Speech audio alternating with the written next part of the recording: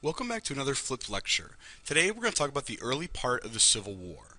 But before we get into that, let's do a little bit of review of what we've talked about so far. We know that on April 12th of 1861, Confederate forces fired on Fort Sumter in South Carolina to begin the Civil War.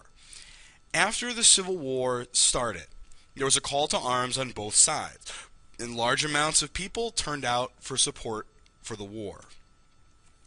The two sides began mobilizing for war. That meant basically getting the industry ready, getting the armies ready, and formulating their strategies. You read about all of this in the textbook already. And so when we talk about the Civil War, just so we kind of get a look here, everything that's blue is Union, everything that is gray is part of the Confederacy, and then everything that is in red are the border states that, while part of the Union, still have slavery and are disputed by the Confederacy. Again, we looked at some of the advantages and disadvantages of the Confederacy and Union, but you should already have these in your notes. And so the Confederate strategy, like we talked about, is going to be similar to the Revolutionary War, and the Union strategy is going to be to both use their superior navy to blockade and divide the Confederacy, but also to seek decisive battles to end the war.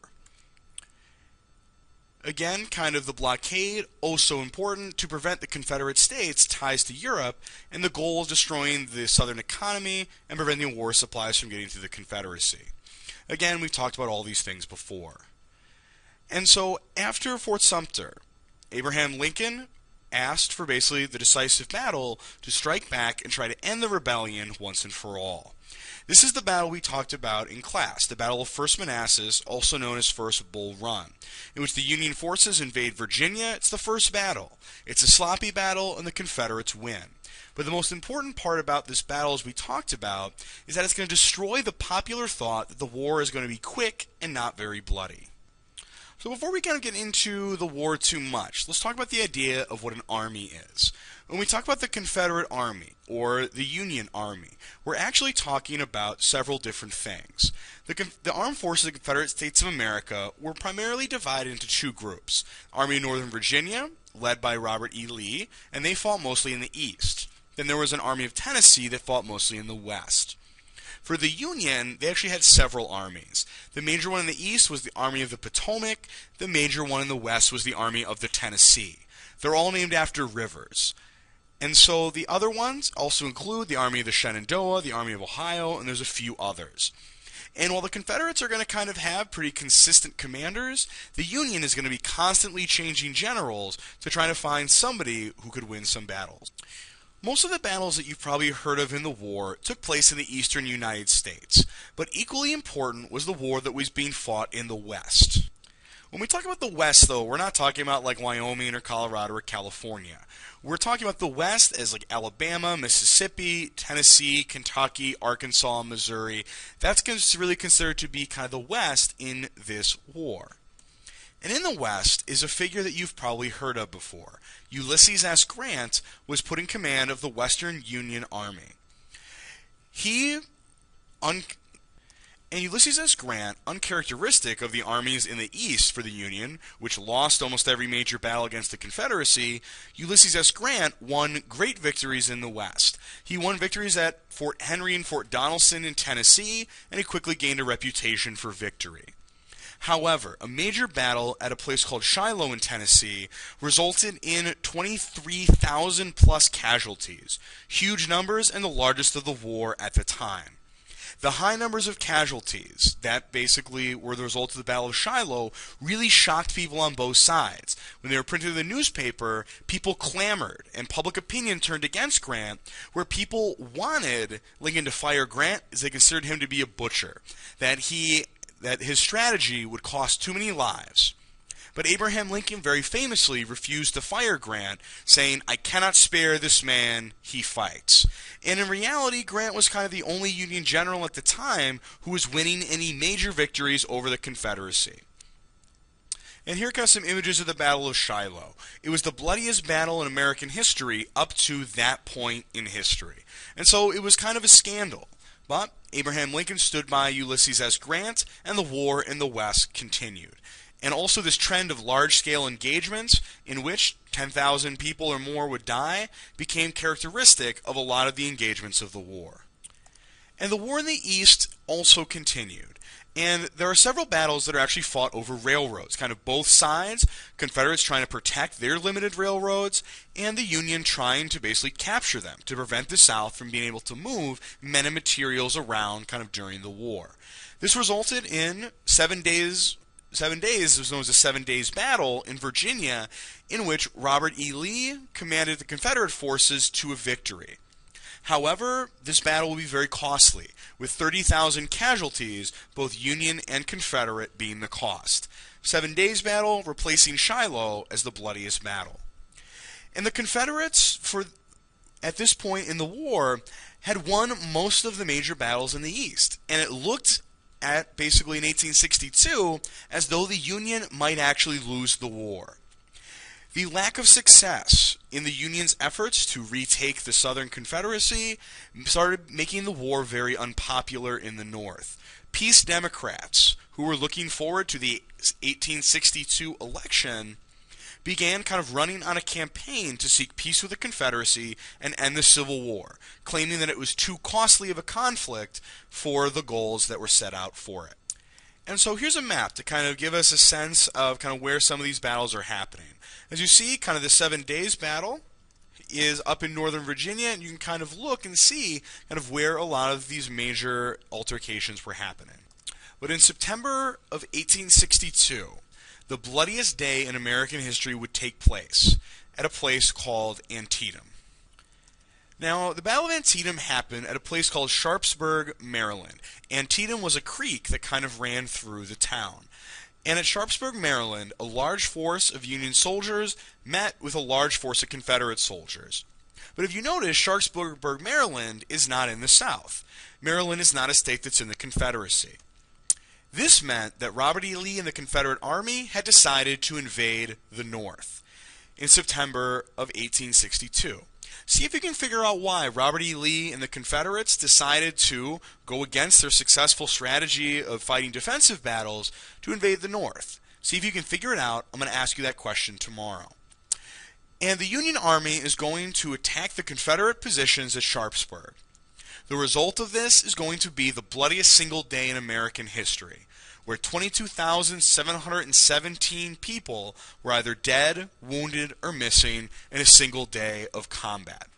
The combat was characterized by very close exchanges of musket fire and several different phases that resulted in heavy amounts of casualties. The Battle of Antietam is a really important turning point in the war, not really because of the outcome, but because of the lack of one. But at this point in the war, photographers also started documenting the carnage after the battles.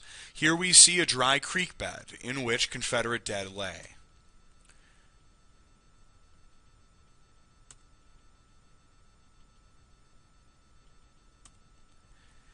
And so the Battle of Antietam itself was very indecisive. The Confederates were not really defeated, but because of the heavy casualties, they decide to retreat back to Virginia and go back on the defensive.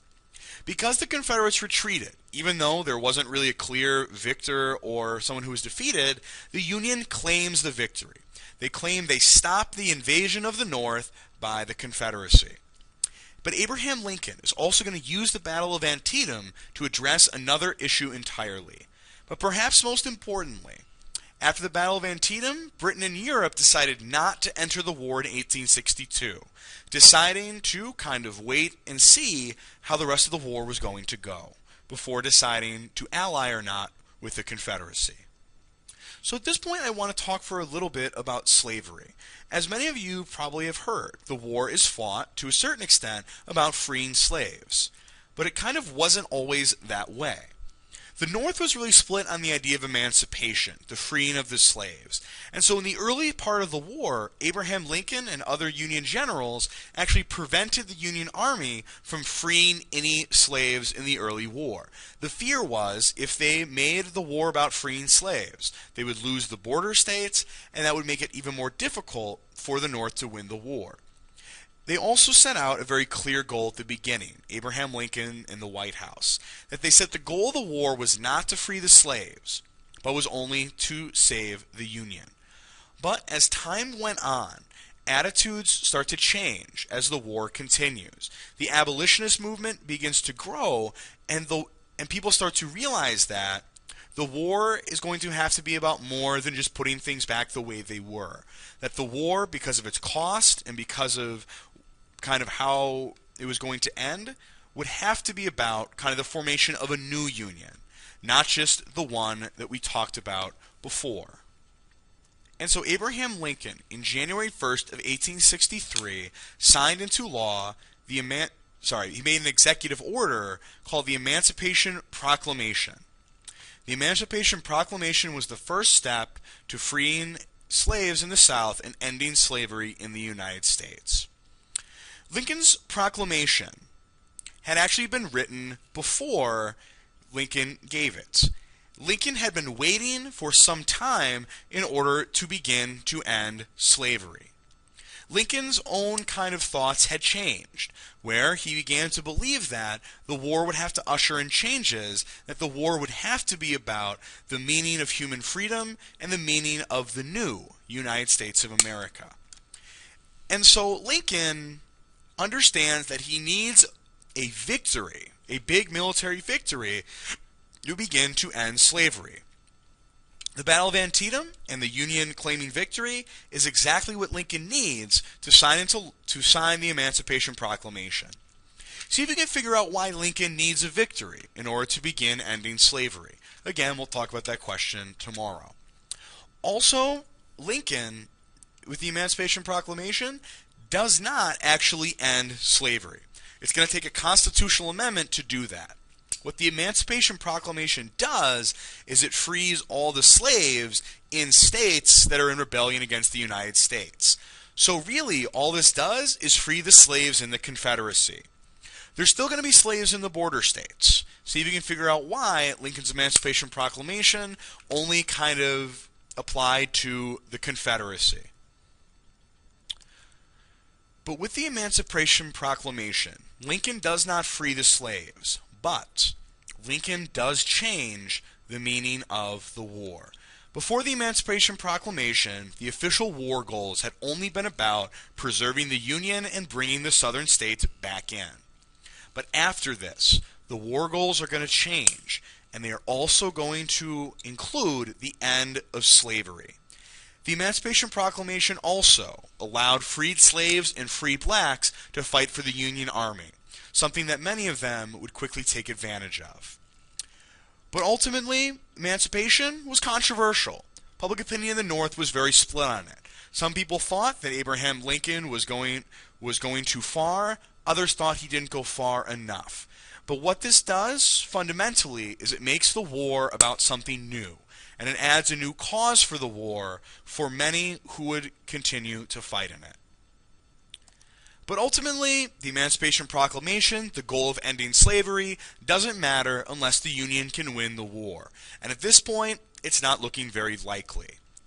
So in December of 1862, under intense political pressure from Abraham Lincoln in order to try to find a decisive end to the war, Union soldiers at Fredericksburg, Virginia, charged a very, very well-fortified position that was being held by the Confederate Army.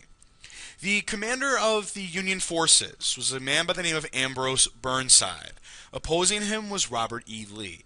Lee understood that basically the Union wanted to attack the Confederate capital at Richmond to try to win the war decisively. And so the Confederates dug in at a fortified high position at Fredericksburg, Virginia, and waited for the Union to attack. And the Union did attack very directly these fortified positions, which resulted in a disaster. The Union would lose 12,600 men, to the Confederacy only losing 3,500. But the result of the Battle of Fredericksburg was another humiliating defeat for the Union, and it caused Abraham Lincoln to change commanders yet again to try to find one that would be successful in winning the war. Shortly after, in March of 1863, the Confederates won another huge victory at a place called Chancellorsville.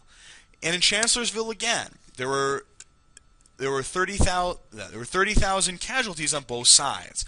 So as we can see, the war very quickly is becoming very, very costly. And overall, kind of the result of these battles is that by the middle of 1863, the Confederacy is very clearly winning the war. And things are looking very bad for Abraham Lincoln going into the year 1864, when he is going to have to stand for election for the presidency of the United States.